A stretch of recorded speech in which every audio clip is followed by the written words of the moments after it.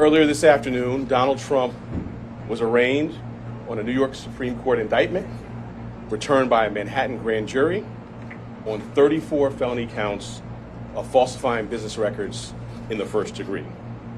Under New York state law, it is a felony to falsify business records with intent to defraud and an intent to conceal another crime. That is exactly what this case is about.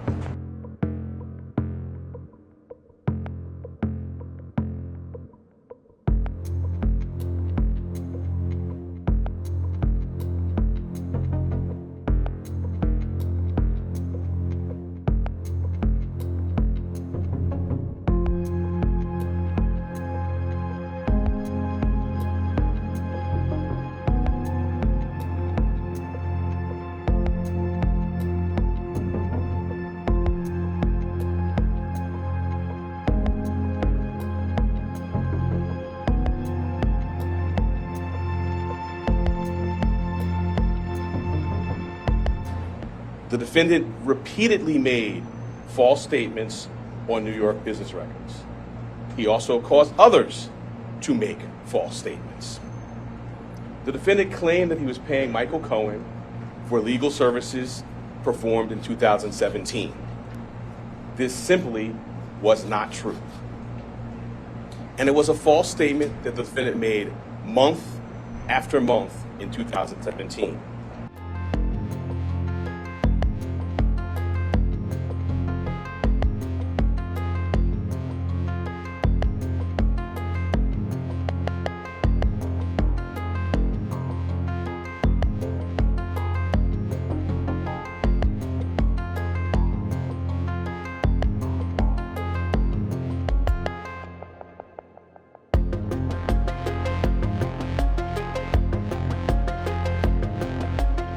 A state prosecutor is prosecuting a federal election law violation that doesn't exist according to federal election law officials.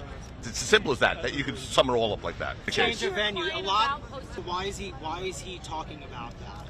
Why is he trying to move this to a place like Staten Island? Once again, we're three lawyers here to litigate and fight this case. We're not PR consultants. We're not social media consultants.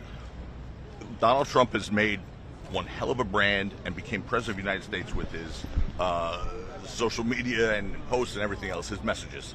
We are here to talk about the case and litigate cases. We can't address what he posts or what he wants to post or did post. But as his attorneys, have you told him to stop posting this rhetoric, So these what I messages said about before the judge? was we can't, literally, we can't tell you what we've discussed with No, our I client. understand, So but are that's you the answer. concerned that he's continuing to Not go concerned after at the all. judge, talking about the judge's wife, talking about the family? I mean, I don't think any the judge other was concerned about it. Yeah, but any other defendant, wouldn't you be like? Any other defendant wouldn't be here today.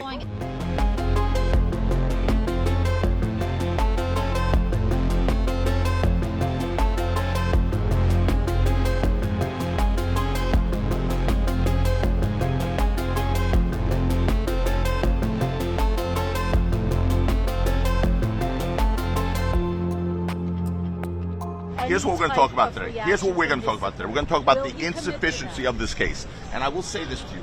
Today's unsealing of this indictment shows that the rule of law died in this country.